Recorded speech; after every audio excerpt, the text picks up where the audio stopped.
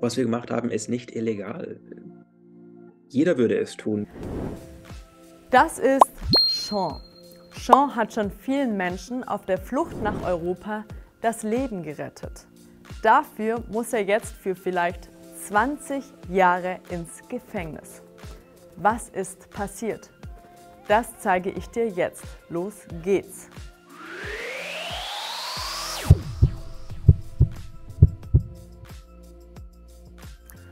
Sean ist 29 Jahre alt. Sean wurde in Deutschland geboren und ist in Irland aufgewachsen.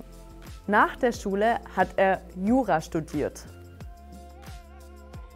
In der Zeit habe ich gelernt, dass die EU als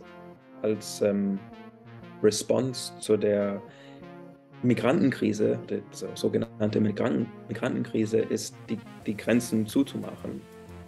Das Überleben schwerer zu machen für Leute, die Krieg flüchten.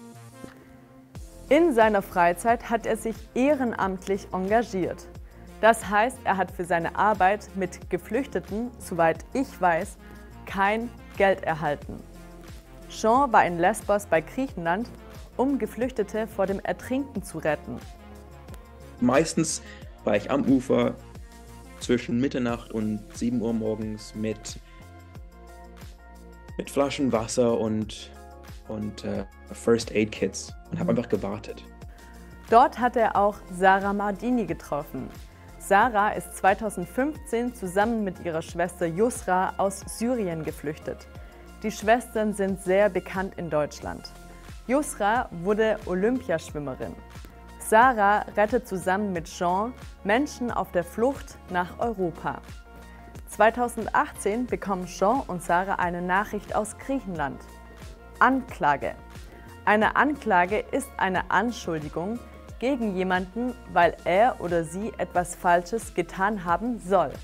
Also, Griechenland wirft Sean und Sarah unter anderem vor, dass sie Menschen dabei helfen, illegal nach Europa zu kommen.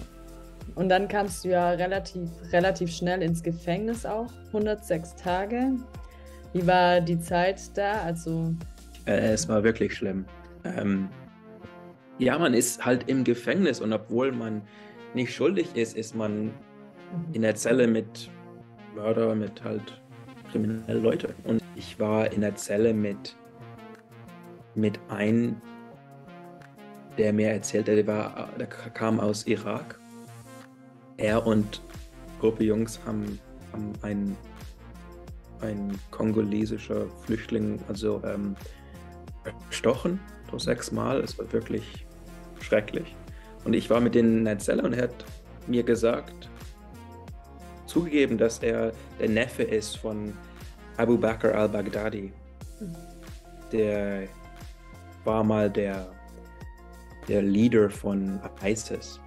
Als Sean und Sarah nach 106 Tagen aus dem Gefängnis freikommen, geht der Prozess weiter. 5 Jahre lang, bis heute. Jetzt kann es sein, dass sie für 20 Jahre ins Gefängnis müssen.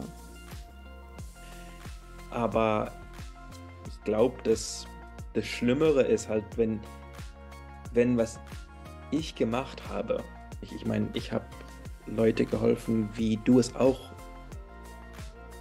machst. Wenn ich schuldig bin, dann bist du auch schuldig. Und das ist die Gefahr für uns alle. Dass irgendwann keiner mehr sich traut zu helfen.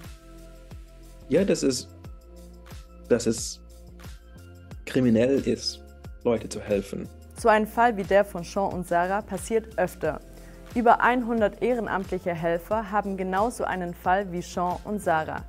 Das macht vielen Angst. Menschen trauen sich nicht mehr, an der Grenze zu helfen. Trotz allem denkt Sean positiv. Obwohl es nicht gut war, obwohl es auch noch ganz schlecht werden kann, hoffe ich, dass ich das Beste draus machen kann und hoffentlich sind manche Türen jetzt auch plötzlich offen, die nicht vorher offen waren. Wenn du das ganze Interview anschauen möchtest, dann habe ich es dir hier oben verlinkt. Das war's und denk dran, alles wird gut. Bis dann!